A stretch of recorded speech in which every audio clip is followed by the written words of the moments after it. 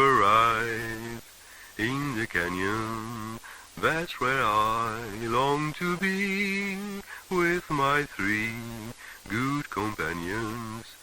Just my rifle, pony and me. Microciné, bonjour ou bonsoir, ça va dépendre de l'heure à laquelle vous allez découvrir cette nouvelle émission. Alors, aujourd'hui, nous allons parler d'un cinéaste dont l'actualité est importante. Et il faut savoir que l'idée de parler de ce cinéaste était prévue depuis un certain temps, donc on n'était pas encore dans l'actu, mais voilà, c'est une continuité logique. Et le cinéaste, c'est Ari Aster, l'homme aux 3 longs métrages, Hérédité, Midsommar et récemment, tout récemment, Beau is Afraid. Et c'était pour en parler avec le Filmonaute. Et donc je suis très content qu'il soit là. C'est son choix. On va essayer de comprendre un peu pourquoi Ari Aster. Et bien évidemment, avant cela, essayer de savoir qui est le Filmonaute, sa chaîne YouTube, d'où il vient, etc. Merci à toi. Comment vas-tu? Ben, ça va très bien. Merci pour ton invitation, ça fait plaisir. Bon, alors on va commencer un peu par le milieu, la fin, le début, ça va être un bazar organisé comme je dis souvent. Mais moi très très vite j'ai envie de savoir euh, je- pourquoi Ari Aster déjà. Peut-être ça peut me donner une idée aussi peut-être de ton rapport au cinéma globalement. Pourquoi tu as choisi Ari Aster? Ouais, bah, tout simplement parce que c'est un cinéaste qui m'a beaucoup impressionné immédiatement, vraiment dès son premier film, et j'ai même envie de dire dès les premiers plans de son premier film. Et pour ce qui est de mon rapport au cinéma, en fait, c'est une bonne entrée, je pense, parce que je suis un grand fan de films, de cinéma de genre et plus précisément de cinéma d'horreur. Et donc, en fait, quand Ari Aster est arrivé avec Hérédité, moi, ça faisait déjà quelques années que, je vais pas dire que je m'ennuyais, mais que j'avais la sensation de revoir un petit peu toujours les mêmes films et surtout d'avoir affaire à des films qui sont pas forcément très exigeants, très ambitieux avec les codes du genre. Et, euh, et Hérédité m'a vraiment... j'en attendais pas forcément beaucoup plus que d'autres films en me renseignant sur le film à l'avance. Je savais qu'il avait fait sensation à Sundance, donc j'espérais qu'il honore cette réputation-là, mais quand je l'ai vu, ça a été vraiment une claque que j'attendais pas. Et puis, bah, il s'avère il a réitéré l'exploit très tôt, puisque son film suivant est sorti l'année suivante, Midsommar. Et puis, bah, là, encore une fois, j'ai vraiment adoré le film et surtout, j'ai vu tout de suite une cohérence, tout un ensemble d'effets de signature d'auteur, des obsessions thématiques, des films qui se répondent. Donc, pour moi qui suis un petit peu obsédé par l'analyse des filmographies, tout de suite, je me suis dit que il y avait quelque chose vraiment à penser autour de ce cinéaste naissant. Est-ce que ce cinéma-là, est-ce qu'il fait partie de l'image, de ton image marquante? C'est une question que je pose souvent à mes invités pour savoir un peu d'où ils viennent cinématographiquement. Et c'est parfois très souvent cette image, allez, à 99%, elle provient de l'enfance.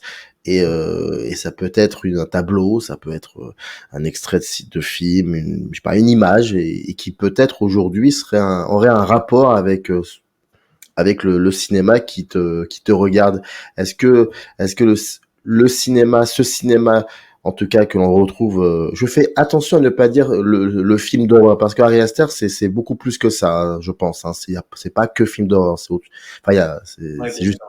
Déjà, il y a film et c'est déjà très passionnant. Ne serait-ce que pour le dernier, là, en l'occurrence, qui vient contredire toutes celles et tous ceux qui aiment bien mettre les cinéastes dans les cases. Bref, est-ce que ça en fait partie de cette image marquante ou est-ce que ce serait autre chose? Oui, non, absolument. Bah, en fait,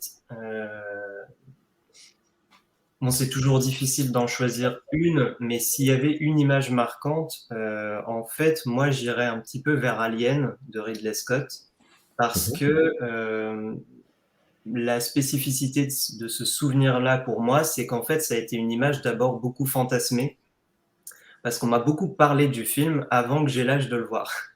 Et donc, Oui. en fait, je l'ai beaucoup imaginé dans ma tête avant de le voir. Et quand je l'ai vu, après avoir aussi beaucoup lu aussi dans des revues spécialisées sur la saga, quand je l'ai vu, ça a été quand même un choc et je me suis dit qu'en fait, il y avait rien qui pouvait atteindre les images, quoi qu'on puisse en dire ou écrire dessus. C'est une fois qu'on se confronte aux images que vraiment il peut se passer quelque chose, quoi. Et donc cette image marquante, ouais, Alien, c'est vraiment celle à laquelle je pense quand on me pose cette question, parce que ça a été vraiment une image qui a un parcours cinéphile, vraiment d'abord de rêve, de fantasme, puis d'intellectualisation par les lectures, et puis bah, après il y a l'émotion de cinéma qui vient s'ajouter par-dessus et qui vraiment dépasse tout, quoi. Et tu n'as pas été déçu quand tu l'as vraiment découvert, ce film? Ah non, pas du tout. En fait, j'ai eu très très peur. Je Oui, m'attendais c'est je normal. m'attendais pas à être. J'ai dû le voir vers 11-12 ans, quelque chose comme ça. Ouais. Et en fait, je m'attendais pas du tout à ça. C'est ça qui est.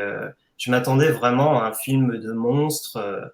Donc, au pire, d'avoir peur du monstre, mais pas vraiment du contexte très anxiogène, de tous les sous-entendus, tout ce qui est de l'ordre du subconscient qu'il y a derrière aussi. Sur lequel on n'arrive pas forcément à mettre des mots quand on est très jeune, mais qui, avec l'âge, prennent un sens symbolique plus fort et dérangeant. Il y a beaucoup de ça dans Alien, beaucoup de choses sous-jacentes. Et donc oui, non, ça n'a pas été une déception, ça a été une expérience extrêmement forte, un choc. Et puis le film a extrêmement bien vieilli dans mes souvenirs de cinéphile. Et aujourd'hui, c'est quand même une pierre importante à l'édifice de ma cinéphilie, ça c'est sûr.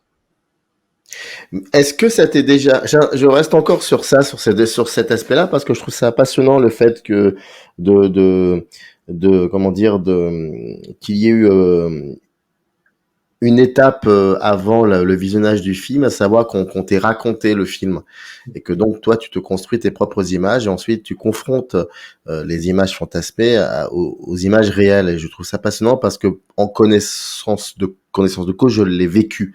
Et moi je voulais savoir, est-ce qu'il t'est arrivé bon, il s'avère qu'Alien ça s'est plutôt bien passé dans l'idée que finalement tu as été extrêmement enfin ça tu y as adhéré, mais est-ce que Ouais. ça t'est déjà arrivé de te retrouver dans des situations où on t'avait raconté certains grands films de genre, peut-être, et en les découvrant, c'était différent, voire décevant même. J'avoue que j'ai pas d'exemple, de contre-exemple qui me vient comme ça. Euh, alors peut-être aussi, c'est peut-être dû au fait que là, ça s'est passé parce que j'étais très jeune et que c'était un âge où il était possible en fait d'avoir encore un choc comme ça, où j'étais pas préparé, j'avais pas encore une cinéphilie, une culture Hmm. me permettre d'envisager, tu vois, précisément ce que serait le film. Aujourd'hui, bon, quand on me survend un film ou que je lis des textes très enthousiastes, par exemple, sur un film sans vraiment savoir si je serais du même avis ou pas, j'ai quand même tellement plus d'images, tellement plus de bagages avec moi pour appréhender l'expérience du film, que forcément, je pense qu'il y a moins d'immenses déceptions possibles, ou au contraire, d'immenses surprises aussi. C'est rarissime également.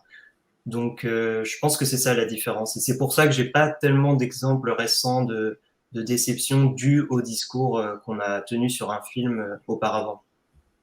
Quand tu as découvert le premier film de Ari Aster, le choc que tu as reçu, ça aurait pu être le choc qu'on reçoit quand on est enfant devant un film d'horreur?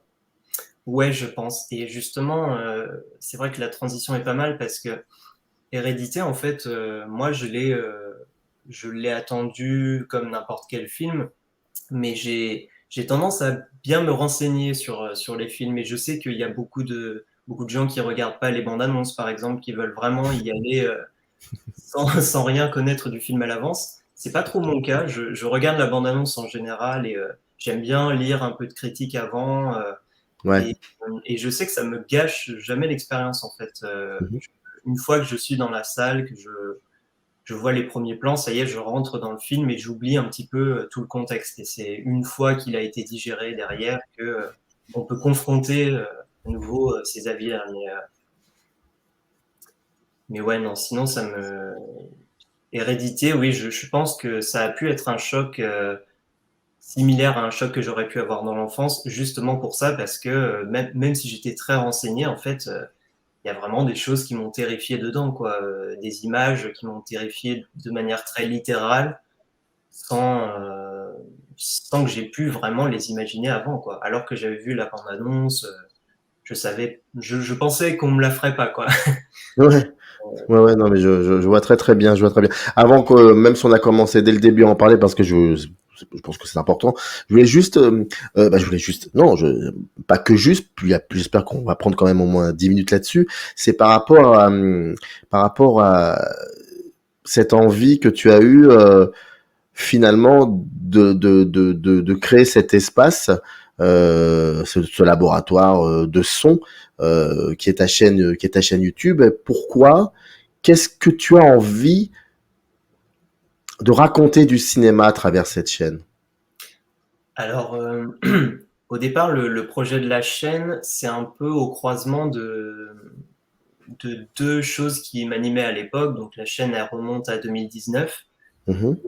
À l'époque, bon, je sortais, ça faisait 2 ans que j'étais sorti de la fac, donc j'avais un profil un peu universitaire, donc très à intellectualiser beaucoup le cinéma, mais j'avais aussi des aspirations un peu plus artistiques. Je réalisais des petits courts-métrages. J'avais encore dans l'idée de faire un petit peu de cinéma, quoi, à une humble échelle. Et je me suis posé la question, je me suis demandé si c'était possible, en fait, de combiner un petit peu ces deux aspirations et de créer un format qui peut-être pourrait proposer des analyses tout en cherchant l'immersion, la restitution des émotions qu'on peut vivre devant certains films. Et donc, bah, c'est là que j'ai commencé un petit peu à regarder ce qui se faisait sur YouTube et notamment outre-Atlantique, parce que j'ai pas vu beaucoup en fait à l'époque de ce qu'on appelle aujourd'hui les essais vidéo, donc qui sont extrêmement montés et intégralement en voix off, pas avec du face caméra, beaucoup plus libre et sans script. Ça, c'est quelque chose qui se faisait beaucoup à l'époque, disons chez les youtubeurs anglophones plutôt. Et Mhm. moi, je me suis dit, bah, je vois pas beaucoup ça en France et ça correspond finalement à ce que j'aimerais faire. Il y a vraiment ce double projet de à la fois rentrer dans le détail de l'analyse de certains films, mais aussi essayer de restituer quelque chose que j'ai vécu émotionnellement en voyant ces films. Et donc là, c'est là que le travail de montage que j'ai appris vraiment sur le tas est entré en jeu, puisque bah, pour recréer de l'émotion à partir de ça, pas être seulement dans un travail purement intellectuel, il faut passer par le montage, réinventer des raccords qui n'étaient pas dans les films, se resservir de la musique pour voilà, exalter certaines émotions qu'on a pu vivre, et puis tout en mettant des mots dessus par la voix off, quoi. Et le texte, il arrive avant ou après? Le texte, tout est écrit à l'avance. Alors après, évidemment, au montage, il y a des associations d'idées, des associations d'images qui se font, et il Ouais. arrive que je rajoute un petit peu de texte derrière, mais c'est assez rare. En général, j'ai quand même une idée assez précise de la vidéo dans son ensemble, donc ça découle vraiment du texte. Et comment vient l'idée d'une émission? Ça part de quoi exactement? Est-ce Ça que tu as, pardonne-moi, est-ce que tu as une espèce de régularité dans la recherche d'idées, ou c'est juste quelque chose chaque émission a sa genèse différente? Alors, il n'y a pas du tout de régularité dans le travail de recherche d'idées. Au départ, c'était un petit peu le cas parce que bah, quand on commence un projet comme ça, on a envie de fournir la chaîne, vraiment de multiplier les épisodes. Au début, c'était un peu le cas, mais non, avec le temps, en fait, c'est vraiment, je m'en suis remis à l'émotion d'abord. Donc, si je suis ému par un film profondément, que je revois ou que je découvre, je vais potentiellement avoir envie de faire une vidéo dessus, mais je vais pas faire de la recherche en permanence en amont et me dire, bon, bah là, il y a un sujet intéressant à travailler, je vais bosser là-dessus parce que ça va pouvoir intéresser beaucoup de gens ou au contraire un public de niche. C'est pas vraiment comme ça que je fonctionne, c'est vraiment, j'essaie de partager vraiment un moment de passion en fait. Et donc ça part vraiment de l'émotion et donc nécessairement c'est pas régulier en fait. C'est vraiment quand j'ai un coup de cœur que je me lance dans la réalisation d'une vidéo. D'accord. Et ce qui est intéressant aussi, c'est le rythme, parce que tu as le rythme du texte, tu as le rythme du montage. Comment tu fais pour que ça soit non pas, oui, pour qu'il y ait une linéarité, une espèce de fluide comme ça, quelque chose de continu. Comment tu fais ça?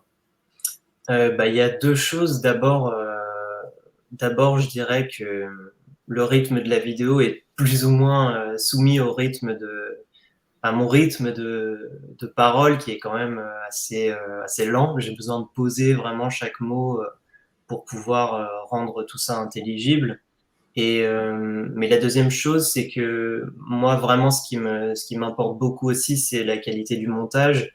Et Mm. j'essaie en fait de ne pas proposer un montage disons, forcément de youtubeur ou de vidéaste, mais plutôt un montage de cinéma en fait. J'essaie Mm. vraiment dans chaque vidéo, de penser chaque épisode comme un petit film en fait à part entière.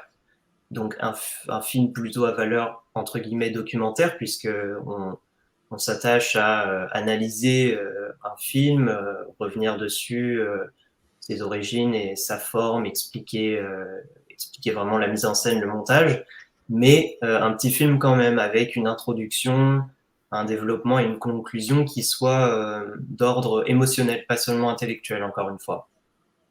Donc c'est le montage vraiment, j'essaie de faire en sorte qu'il soit cinématographique et c'est peut-être ce qui explique effectivement la linéarité que tu vois dans les vidéos.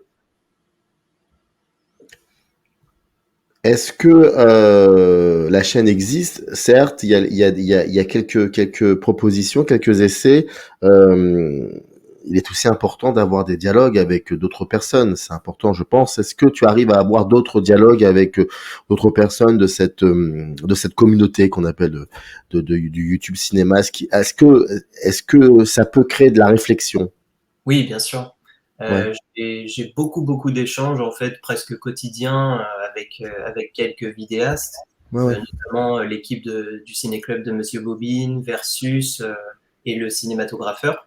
Je suis pas étonné, c'est dingue hein, quand même. Hein. Je ne savais pas. Quand je te posais la question, je ne savais pas que tu allais me nommer ces personnes-là, mais ça ne m'étonne pas parce que Oui, voilà, il y a c'est pas des par rapport à, c'est pas, idées. oui, c'est dans la manière que vous avez de regarder le cinéma. C'est ça, je trouve qu'il y a quelque chose oui, qui crée un dialogue finalement. C'est pas, donc ça, je suis pas étonné en fait. Ouais, oui, ça m'étonne pas non plus qu'on se soit trouvé comme ça parce que effectivement, il y a des affinités dans la manière d'aborder le cinéma, pas seulement vraiment le goût cinématographique. On n'est pas d'accord sur forcément tous les Oui. films autour desquels on peut discuter, mais effectivement, on a une idée du cinéma commune, je pense, et c'est pour ça que oui, ça fonctionne bien le dialogue entre nous. Alors, il y a une de tes vidéos, là, pour le coup, c'est la plus belle transition de l'histoire des transitions, je l'avoue. C'est Ari Aster, là, c'est Hérédité versus Midsommar, l'horreur existentielle d'Ari Aster. Bon, il s'avère qu'il y a un troisième film qui vient d'arriver qui s'appelle Beau is Afraid. Est-ce que ce film, quand tu l'as découvert, est-ce que est-ce qu'il est venu percuter tout ce que tu avais questionné du cinéma d'Ari Aster avant cela? Euh, alors, le film m'a percuté, oui. Oui, ça, je pense que oui. Est-ce qu'il a percuté les idées que j'avais déjà au sujet d'Ari Aster? Non, parce que je trouve que c'est un film extrêmement cohérent, encore une fois, dans ce début de carrière. On y retrouve beaucoup de choses qu'on pouvait déjà observer dans Hérédité et Midsommar. Par contre, effectivement, encore une fois, même si je savais que ce serait une comédie noire, qu'on s'éloignerait un petit peu du cinéma d'horreur qui pouvait être développé dans ces 2 films précédents, j'ai quand même été complètement emporté par le film et surpris vraiment à plusieurs reprises, que ce soit par sa structure, par son travail sur la durée. Il y a vraiment beaucoup de choses qui m'ont impressionné. Maintenant, voilà, je pense que c'est effectivement, si je découvrais Ari Aster avec Beau is Afraid, je pense vraiment pas que je l'aborderais. Enfin, je pense pas que j'aurais eu la même expérience. Vraiment connaître l'essence entre guillemets de son cinéma en ayant beaucoup comparé Hérédité et Midsommar fait que j'étais pas complètement en terre inconnue, quoi. Donc percuté par la qualité du film, mais pas forcément par la singularité de son contenu, on va dire. Une question provocatrice. Est-ce que il est vraiment important de connaître, que cela soit pour Hérédité, un peu plus Midsommar, et surtout pour Beau is Afraid, de connaître comment dire, le sens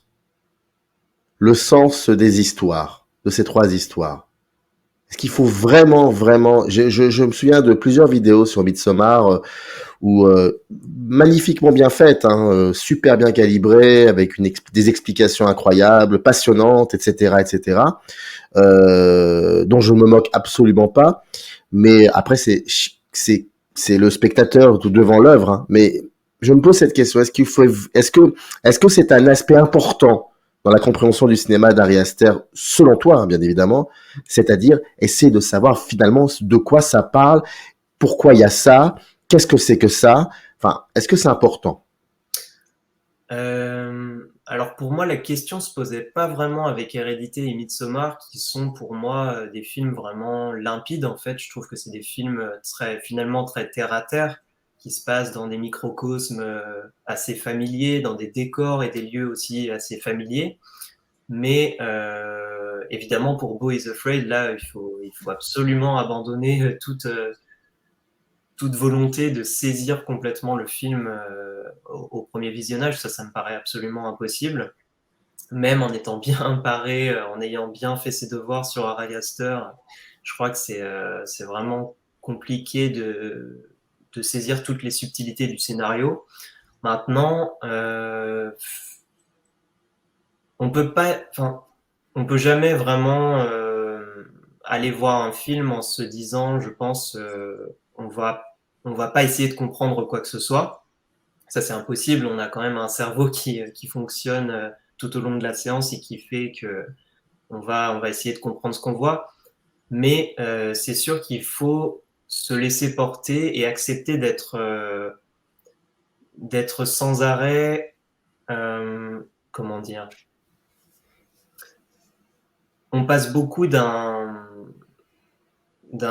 univers à l'autre, évidemment, dans Beau is Afraid. C'est vraiment un film qui est très segmenté, avec quatre lieux très différents, qui sont en plus des espaces plus ou moins mentaux, plus ou moins fantasmatiques, donc auxquels on ne peut pas forcément se raccrocher pour rationaliser un petit peu l'histoire de Beau. Mais il faut accepter justement d'être en permanence déraciné, d'une certaine manière, déraciné de l'expérience qu'on fait d'une histoire. Par exemple, le début de Beau is Afraid, c'est vraiment une espèce d'after hours complètement dingue, sur un rythme assez intense. Il faut accepter que une demi-heure après, on soit complètement dans un autre film. Alors, juste, je me permets de te couper la parole, j'en suis vraiment désolé, c'est juste pour rappeler, c'est possible, pour celles et ceux qui ne l'auraient pas vu, quand tu dis After Hours, tu parles d'un film de Martin Scorsese, Tout à fait. qui raconte, si je me trompe pas, parce que ça fait quand même un certain temps, une nuit que passe un employé de banque, je crois, si je me trompe pas, si j'ai bonne mémoire, une nuit complètement incroyable, malade, où il va rencontrer énormément de personnes, et toutes ces personnes sont des tissus narratifs, et en fait, le film commence sur lui qui sort de la banque, je crois, et puis le film se termine sur lui qui revient dans la banque. Et je crois que c'est un week-end, si je me trompe pas, c'est pas une nuit, c'est un week-end. Exact. Bref, en tout cas, voilà. Donc, c'est une mise en scène frénétique, l'histoire est frénétique, et ça date, je crois, de 85, 86, je sais plus. Et je vous invite fortement à voir le film. Voilà, je referme la parenthèse. Maintenant, je t'en prie. Et je vous encourage aussi à voir le film. Et effectivement, voilà, c'est une espèce de petit after hours sur une bonne demi-heure. Et après, on passe vraiment à une comédie beaucoup plus paisible dans son rythme, alors tout aussi loufoque évidemment, mais ça peut être, en fait, la deuxième partie peut pâtir du rythme intense de cette première, de ce prologue en fait, parce que je sais que moi-même, quand le deuxième film dans le film s'est installé, j'ai eu un micro regret de ne pas avoir vu se poursuivre le premier film en fait. Mais petit à petit, si on accepte de, de se laisser porter par le récit, par cette odyssée, finalement, on peut, on peut, euh, on peut accepter de pas tout comprendre, de pas comprendre forcément toutes les transitions entre chaque univers et de finalement recoller les morceaux plus tard. C'est un autre travail en fait. C'est pas le travail du spectateur forcément immédiatement de comprendre tout le film, d'anticiper chaque rebondissement. Ça, c'est vraiment quelque chose qui doit pouvoir venir après l'expérience du film, je pense. Et c'est là qu'on en revient évidemment à l'émotion, puisque si on est capable de se détacher justement de cette obligation de compréhension immédiate du film, alors là, on va vivre des moments absolument exceptionnels, parce que d'un point de vue purement sensoriel ou émotionnel, Beau is Afraid, il y a quand même beaucoup de, de micro-événements qui sont bouleversants, je trouve, dans le film, et de séquences qui, en elles-mêmes, même comme à nouveau des petits films dans le film, sont absolument sublimes et valent le coup d'être vécus indépendamment presque du reste, en fait. Est-ce que tu avais vu ces courts-métrages? Oui, oui, oui, j'ai vu tous ces courts-métrages. Est-ce qu'il y a une cohérence dans la mise en scène entre les courts-métrages et ces trois longs-métrages? Alors, en partie, alors ces courts-métrages sont extrêmement diversifiés en termes d'écriture et de forme. Mhm. Euh, Il y a à la fois des courts-métrages qui sont vraiment des cours d'étudiants un peu fauchés, dont un court-métrage qui s'appelle Beau et qui est vraiment l'origine en fait de Beau is Afraid. Hein. C'est exactement le même, c'est plus Mhm. c'est le même postulat de départ en fait, mais alors vraiment tourné en 24 heures avec très très peu de moyens et un copain quoi. Et puis il y a des courts-métrages qui sont plus de l'ordre de l'installation un petit peu. Il a eu une période comme ça où il faisait un travail beaucoup plus plastique et plus proche de l'art contemporain, mais qui, de son propre aveu, n'était pas forcément très personnel en fait. Il se cherchait beaucoup à l'époque il imitait un petit peu des cinéastes qu'il aimait, mais sans vraiment y apposer sa patte, sa signature. Et puis, il y a quand même un petit événement de cette première partie de sa carrière, c'est le court-métrage The Strange Thing About the Johnsons, qui a eu un petit retentissement sur Internet. En fait, c'était son court-métrage de fin d'études. Et bon, c'est difficile de le résumer sans gâcher vraiment la surprise pour les spectateurs qui ne l'auraient pas encore vu. Je vous encourage vraiment à le voir. Je pense qu'il n'est pas très difficile à trouver sur Internet. Alors, tu sais, ici, il y a une règle un peu bizarre. Hein. En même temps, c'est micro-ciné, c'est bizarre. C'est que, après, c'est toi qui décides. Par contre, c'est ça. C'est la personne qui décide. Mais sache que ici, tu fais ce que tu veux. D'accord. Donc c'est Voilà. full spoiler. Voilà. Donc même moi, je n'ai pas vu ce court-métrage, mais moi, si tu me le racontes, je vais pas crier. Au contraire, parce que je sais que c'est pas un problème. Ça me dérange pas parce que même si je le sais, j'ai envie de le voir parce que c'est la mise en scène plutôt qui m'intéresse. Donc c'est toi qui décides. Voilà. Bah, Si tu veux aller jusqu'au bout. justement, c'est intéressant sur la mise en scène parce que on va y observer pas forcément des tics de mise en scène qui vont se reproduire plus tard dans ces longs métrages, mais une démarche, une vision un petit peu de ce que doit être, disons, une sorte de perversion du mélodrame familial. On retrouve déjà ça, en fait, de manière beaucoup plus peut-être sarcastique dans ce court-métrage, mais quand même qu'on retrouvera dans Hérédité notamment, et Boys Afraid, puisque le film, en fait, parle de l'inceste, mais alors d'une manière extrêmement originale, en fait. Il filme ça comme un mélodrame très kitsch, vraiment avec beaucoup d'artifices dans la direction artistique. Et puis, l'inceste a ceci d'original qu'en fait, est-ce que je le dis ou pas en fait, c'est le fils qui harcèle sexuellement le père, en fait. Voilà, donc comment dire, le sujet est tordu 2 fois, j'ai envie de dire. Et, l'aspect dérangeant du film est évidemment redoublé par la forme, puisque tout est parfaitement cadré, tout est parfaitement décoré, les couleurs sont parfaites. Et donc, en fait, il va chercher comme ça, comme dans Midsommar, hein, par exemple, qui est vraiment ce qui revient beaucoup chez les gens qui se sont surpris à aimer le film alors qu'ils détestent les films d'horreur, c'est qu'ils disent souvent Midsommar, c'est un très beau film, mais au sens littéral du terme, c'est que tout y est beau, immaculé, et il va faire surgir l'horreur là-dedans, mais pas toujours de manière spectaculaire, mais il aime bien tordre comme ça les lieux familiers qui sont d'habitude plutôt confortables, en fait. Et donc ça prend racine dans ce fameux court-métrage de fin d'études que je vous encourage à voir parce que c'est vraiment quelque chose de très surprenant, surtout de la part d'un étudiant de l'American Film Institute, qui est quand même un petit peu l'école de l'industrie, quoi. C'est vraiment les futurs Oscarisés qui vont s'inscrire à cette école et qui vont espérer un petit peu rentrer dans les cases, quoi. Est-ce que tu t'es déjà... Projet. Oui, exactement. Est-ce que tu t'es déjà posé la question de savoir ce que ça racontait finalement, le cinéma d'Ari Aster? Oui, absolument. Bah, c'est un petit peu ce que j'essaie de faire. Mais avec Boys Afraid maintenant. Ah oui, avec Boys Afraid. Voilà, c'est ça, oui. Je maintiens à peu près tout ce que j'ai pu explorer déjà, je pense, dans ma vidéo, au sens où on y retrouve évidemment beaucoup de thèmes très précis, notamment la mère, par exemple, qui va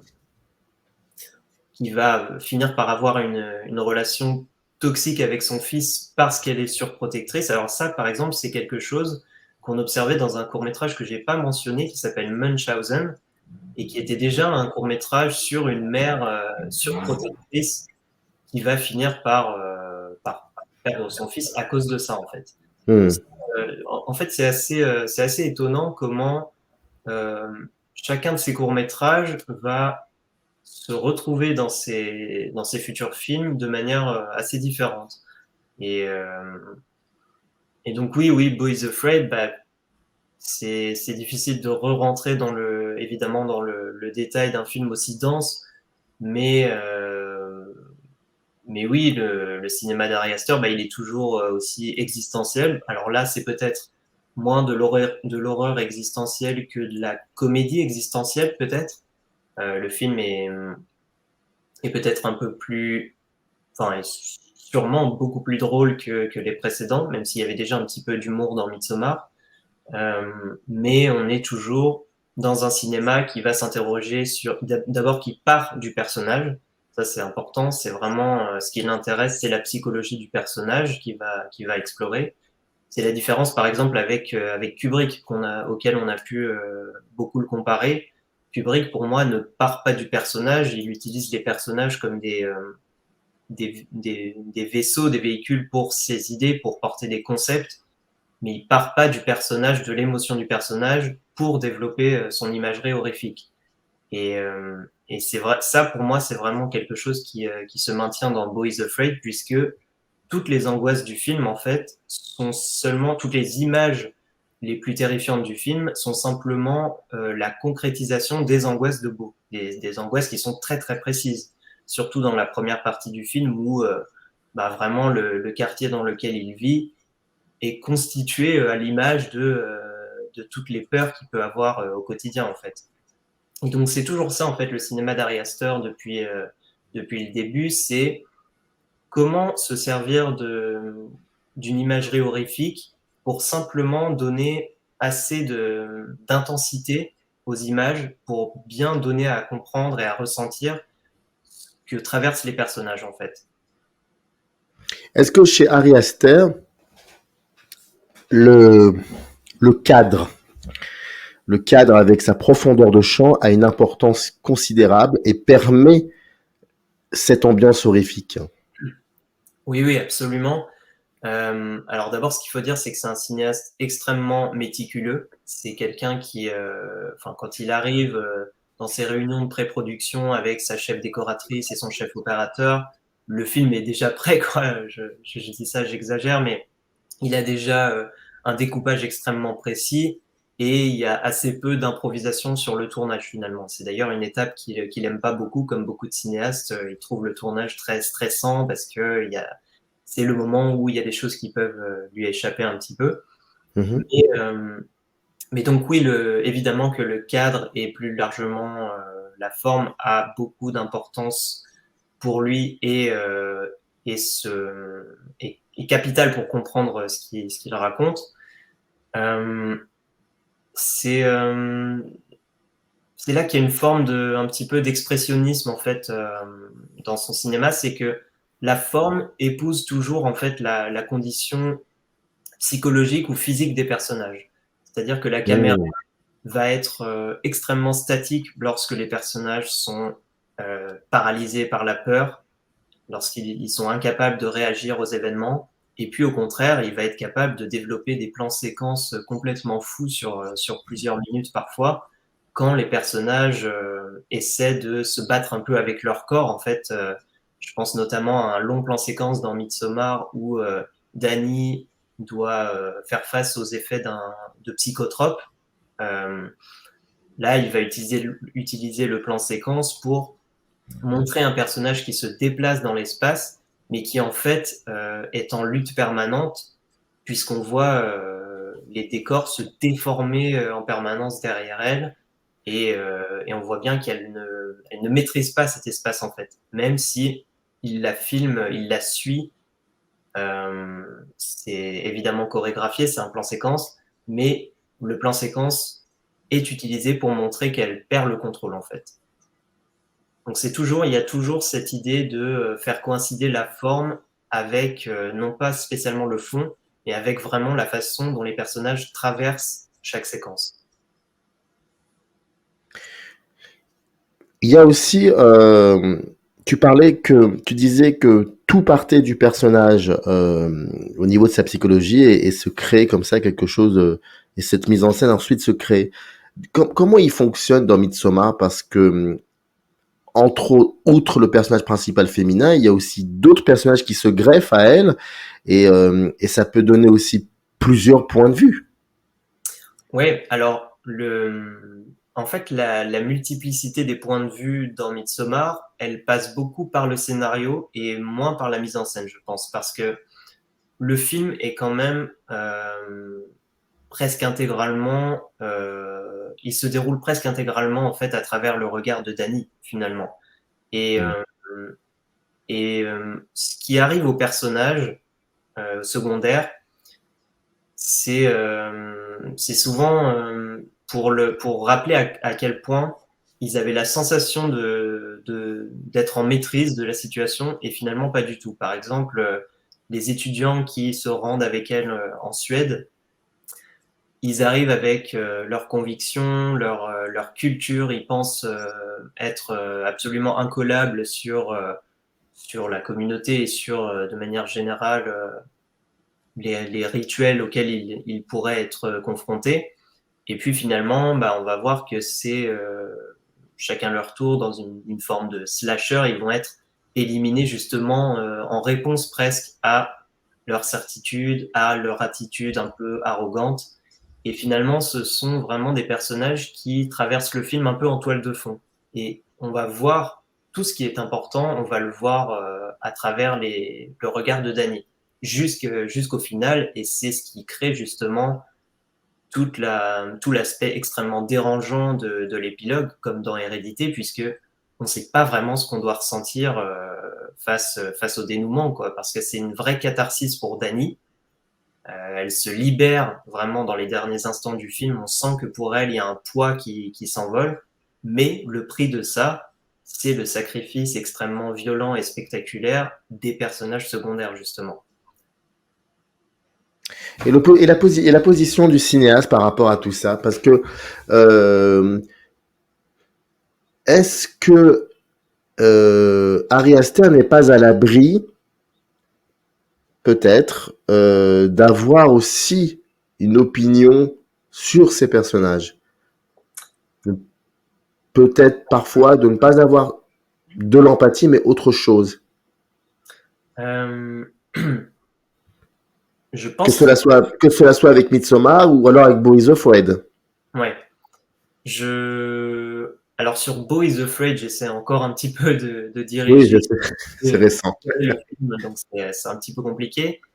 Sur Midsommar et Hérédité, je sais que c'est vraiment un cinéaste, en tout cas, qui en tout cas le dit en entretien et dans des masterclass, qui a énormément d'empathie envers ses personnages principaux et qui met beaucoup de lui-même dans les personnages principaux, donc dans le personnage de Dany dans Midsommar et dans celui d'Annie dans Hérédité notamment. Et ce que j'aime beaucoup, c'est que il les traite pas, comment dire, il y a pas de distance ironique, je trouve. Il peut être ironique dans sa façon de parler de cinéma, des fois. En entretien, il a des petites piques sarcastiques parfois, ou même dans les films, par moments, il y a des moments, notamment dans Beau is Afraid, qui sont plus drôles et qui relèvent de l'humour noir, mais je trouve que l'émotion du film, les moments qui sont bouleversants dans Midsommar, ils le sont à 100%, et on voit bien que ce qui l'intéresse dans Midsommar, c'est vraiment les bouleversements dans la vie de Dany et l'évolution de sa psychologie, du deuil vers les deux relations toxiques qu'elle va développer, d'une part avec son petit ami, et d'autre part avec la communauté, en fait, qui est une autre forme de relation toxique, de codépendance affective. Et c'est pour ça que je pense je pense pas qu'il les juge. C'est vraiment évident dans Midsommar, puisque quand même il permet sa catharsis, son émancipation dans un cadre qui est absolument pas conventionnel et qu'on peut pas cautionner à la fin du film, puisqu'encore une fois ça repose sur tellement de violence et de sacrifice. Et c'est pour ça que cette prise de risque-là, je pense qu'elle traduit bien la sincérité avec laquelle il travaille sur la psychologie de ses personnages.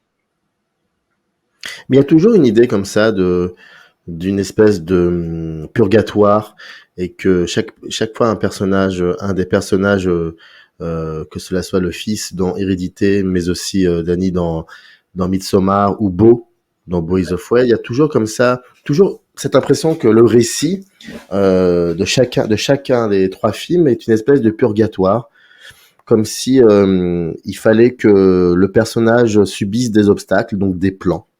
ou des mouvements, donc des séquences, et que la fin du film serait une forme d'accouchement, il passerait à autre chose. Alors la séquence finale d'Hérédité, Midsommar aussi, même si on ne sait pas ce qui va se passer après, mais elle, en tout cas, elle est une autre personne. Boys of Wade, alors la fin de Boys of Wade, on sait pas trop. Et moi personnellement, je m'en fous vraiment complètement de ne pas savoir. Je fais partie un peu de cette tranche de spectateurs, mais avec quand même des idées. Il faut pas déconner non plus. Mais j'aime bien cette idée comme ça d'être bien perdu. Et bref. Mais donc ce rapport au purgatoire et ce fait qu'il faut un récit pour qu'ensuite le personnage finalement va devenir quelqu'un ou quelqu'une, et que là, pour le coup, le film s'arrête à ça. Est-ce que c'est quelque chose qui t'a traversé l'esprit?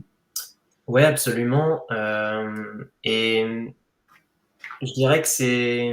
Bon, alors d'abord, encore une fois, c'est ce qui crée l'émotion tellement particulière de l'épilogue d'Hérédité et de Midsommar, cette Oui, espèce d'ambiguïté qui fait qu'on ne sait pas si on doit être horrifié, exalté, ému. Enfin, il y a beaucoup de choses ouais. qui se mélangent comme ça dans notre esprit à la fin des deux films. Mais il y a aussi, je, je pense que ça fait aussi partie de la dimension tragique des films, c'est-à-dire que à chaque début de film, finalement, va répondre leur épilogue. C'est vraiment des constructions en miroir. C'est encore plus le cas d'ailleurs dans Boys Afraid. Si vous voyez le film, vous allez voir que finalement le début et la fin se répondent très très précisément, encore plus que dans les deux films précédents. Mais c'était déjà dans Hérédité et dans Midsommar, puisque dans Hérédité, on avait déjà un mouvement qui nous faisait passer, un long plan séquence qui nous faisait passer de la cabane à l'extérieur à la maison. Et finalement, tout le film va montrer comment les personnages sont un à un expulsés de cette maison pour rejoindre finalement le plan de la secte. Et dans Midsommar, de manière tout aussi évidente, on passait d'une espèce de forêt enneigée qui correspond plus ou moins à l'hiver à finalement l'ascension à la fin de la Reine de Mai de la communauté. Et ce parcours-là, il, il renvoie au fonctionnement de la communauté qui base toute son existence sur le rythme des saisons. Et donc, il y a vraiment cette idée que dès le début, en fait, le film est déjà réglé finalement. La question pour le personnage est déjà malheureusement réglée. Et cette dimension tragique, pour l'instant, elle tient sur ces trois premiers films. Je sais pas comment ça va se passer quand il va se confronter à d'autres genres, parce qu'effectivement, l'horreur, c'est le lieu idéal de la catharsis et éventuellement d'une espèce de main invisible qui dirige les personnages comme ça jusqu'au dénouement. Là, je sais qu'il s'intéresse potentiellement au western et ce serait intéressant justement de voir si il va pouvoir reproduire une structure similaire ou si c'est vraiment cette catharsis est vraiment liée à l'horreur chez lui. Donc ça c'est intéressant, mais effectivement, en tout cas, pour l'instant, c'est au cœur de son cinéma et on ne peut pas passer à côté.